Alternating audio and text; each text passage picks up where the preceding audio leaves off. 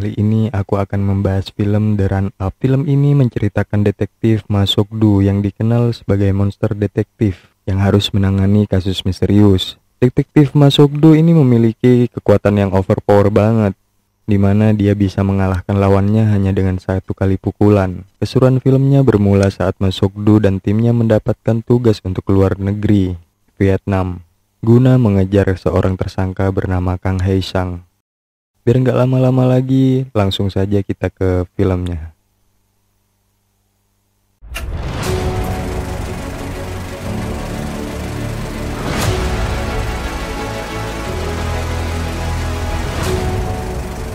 Film diawali dengan berlatar di Vietnam, di mana seorang bernama Chong Go-yi yang kaya raya bersama Park sedang melihat lokasi yang rencananya akan dibangun untuk bisnis Chong Go-yi di Vietnam.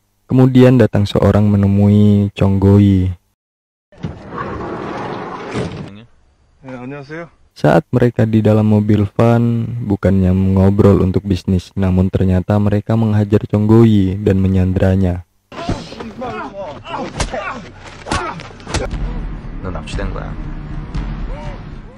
Film akan dialihkan ke Korea, di mana detektif Ma bersama timnya sedang mencoba meringkus pemuda yang gak jelas di sebuah toko. Hanya dengan satu kali pukulan, detektif Ma berhasil melumpuhkan pemuda itu.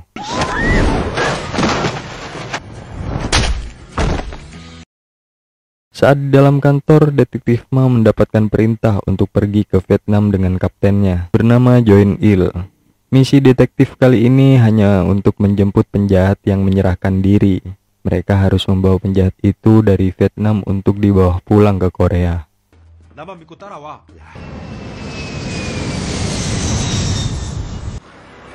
Saat di dalam kantor konsultat Korea, petugas konsultat Park Chang-soo memberitahukan bahwa banyak kasus orang hilang akhir-akhir ini. Penjahat yang akan mereka bawa pulang sudah diamankan di dalam kantor itu, bernama Jong Hun. Saat diinterogasi oleh detektif Ma, ternyata Jong Hun menyerahkan diri karena dia akan dibunuh oleh Lee Jae-di.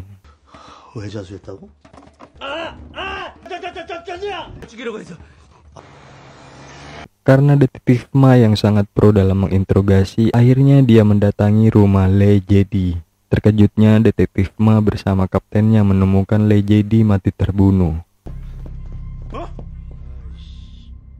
Segera detektif Ma mendatangi Park lagi untuk menanyakan yang sebenarnya terjadi.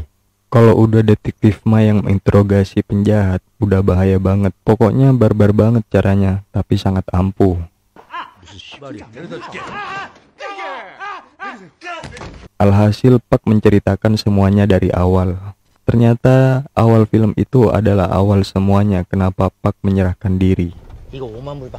Park, Lee Jae-di, dan satu teman lainnya bekerja sama dengan Kang Hae-sang dan Do-ik yang sedang menculik Chong Go-yi. Saat di dalam mobil sedang cekcok masalah bayaran dengan Kang Hae-sang, karena ribut-ributnya membuat Chong Go-yi mencoba kabur dari mereka. Tapi Park, Lee Jae-di, dan temannya mengajar dan menggagalkan percobaan pelarian Chong Go-yi. Saat tertangkap, Chong Go-yi mencoba menawarkan uang lebih banyak pada mereka, tapi dia harus terbunuh oleh sabetan pisau yang dilakukan oleh Kang Hae-sang.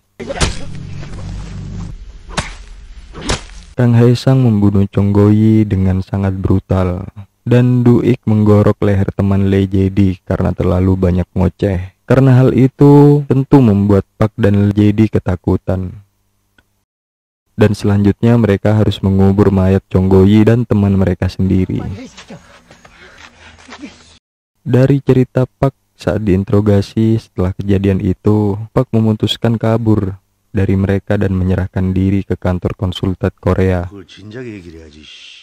Kemudian, detektif Ma bersama Jo-il dan Chang-soo mencoba mencari tahu tentang Kang Hae-sang dan menelusuri tempat mayat Chong Go-yi dikubur. Mereka mulai menggali setiap sudut dari tempat itu, hingga akhirnya mereka menemukan mayat itu.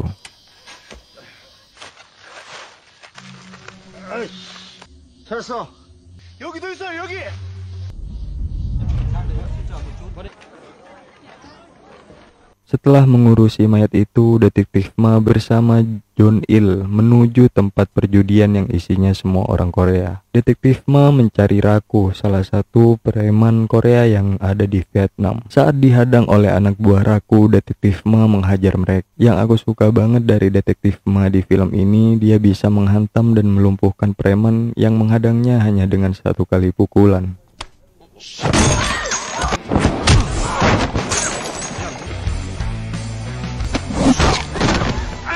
라쿠냐? 내가 알아. Film akan beralih pada Kang yang pulang ke rumahnya. Sebelum memasuki tempatnya, Kang dan Du-ik menyadari bahwa seseorang sedang di dalam kamarnya. Dengan sangat hati-hati, Kang memasuki kamarnya. Terjadilah perkelahian dan aksi bunuh-bunuhan yang dilakukan oleh Kang bersama Du-ik terhadap segerombolan preman yang ada di tempat Kang.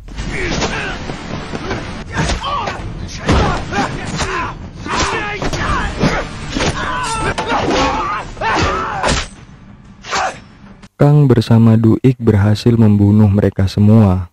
Ternyata mereka yang mencoba membunuh Kang merupakan kiriman dari Choi Chon-baek, yaitu ayah dari Chong Go-yi yang sebelumnya mereka bunuh.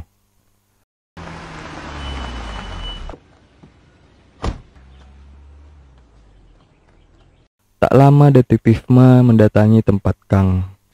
Detektif melihat begitu banyak mayat yang ada di dalam tempat Kang. Mereka mengira Kang sudah kabur, namun nyatanya Kang mendadak menebaskan pisaunya ke Kapten John Il dan menyerang Detektif Ma. Tapi karena kekuatan detektif yang overpower, Detektif Ma bisa memberikan sedikit pelajaran kepada mereka dengan tinjunya.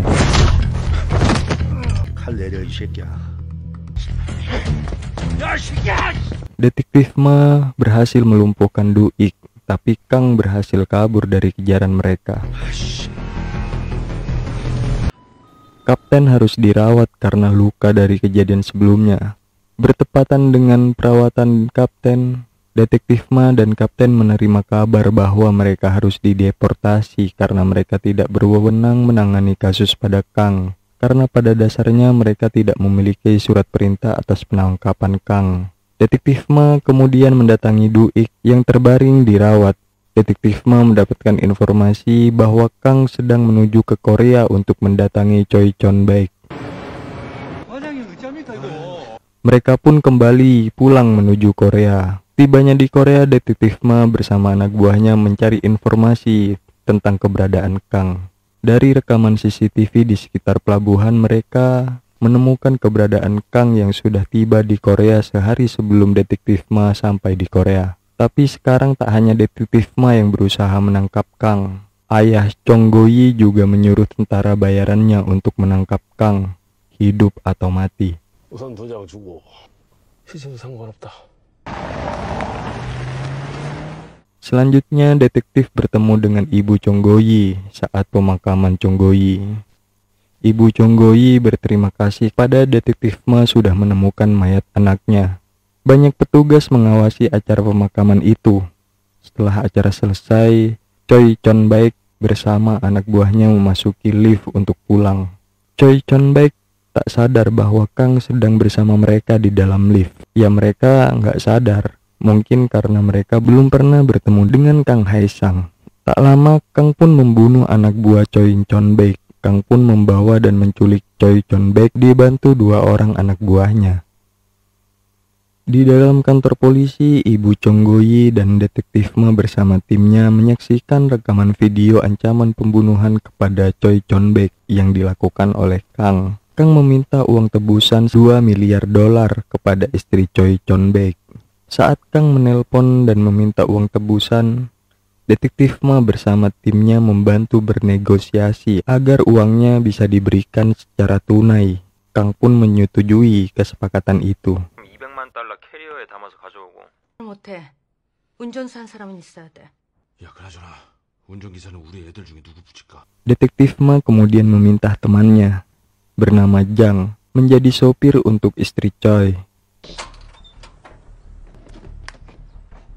Di hari persiapan penebusan suaminya, istri Choi bersama Jang bersiap menuju tempat yang ditentukan. Mereka sedang diawasi oleh anak buah Kang. Saat perjalanan ke tempat Kang, istri Choi dibuat kesal dengan perintah Kang yang menyuruhnya beberapa kali untuk putar balik. Tentu situasi itu juga membuat detektif Ma bersama timnya agak kebingungan dengan strategi yang sedang dimainkan oleh Kang. Namun detektif merencanakan hal lain, yakni menyuruh salah satu timnya menyusuri tempat yang berpotensi menjadi tempat Kang menyembunyikan Choi Chon-baek.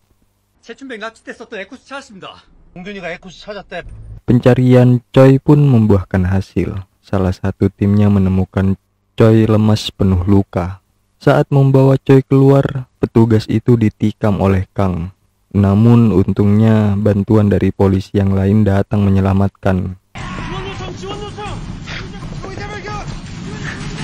Akan tetapi, lagi dan lagi, Kang bisa kabur setelah menikam petugas itu.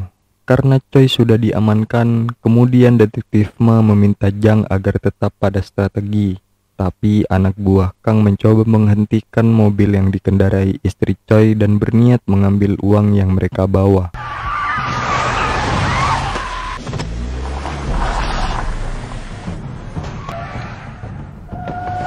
Keadaan semakin terdesak hingga membuat mereka menuju parkiran perbelanjaan menghindari pengejaran anak buah Kang.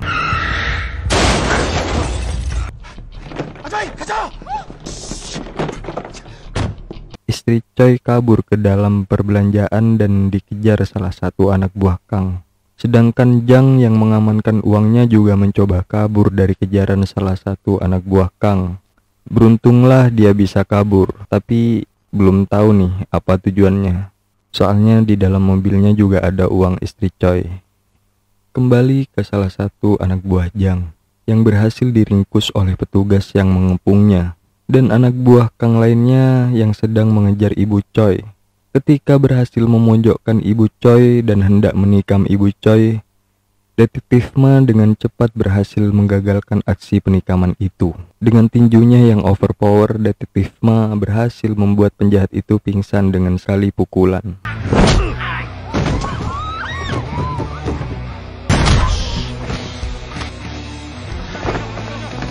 Sedangkan pada Jang, dia berniat kabur dengan membawa uang tebusan itu. Hingga akhirnya dikeluarkan surat perintah penangkapan Kang dan Jang yang membawa uang tebusan itu. Pada malam hari, Jang mencoba kabur menggunakan kapal temannya. Tak disangka, Kang menemui Jang di pelabuhan itu. Dengan mudahnya, Kang Haesang mengambil uang itu dari Jang dan pergi dengan bus angkutan umum. Di tengah pelarian Jang, busnya harus dihentikan oleh detektif Ma yang mengetahui keberadaan Kang. Mereka pun berkelahi. Tapi kali ini detektif Ma cukup mengalami luka karena pisau yang dipegang Kang untuk menyerang detektif Ma. Sedangkan pada Kang harus menerima bantingan ala Brock Lesnar, tinjunya yang overpower kayak Saitama One Punch Man ya, dan tendangan terjangnya yang membuat Kang terlempar keluar dari dalam bus. Dan Kang pun berhasil ditangkap.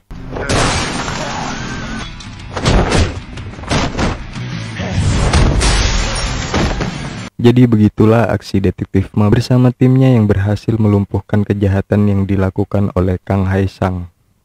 Gimana menurut kalian film ini? Silahkan komen. Kalau kalian punya saran aku bakal bahas film apa lagi, silahkan komen ya. Terima kasih yang sudah menonton. Jangan lupa di like, komen, dan subscribe. See ya.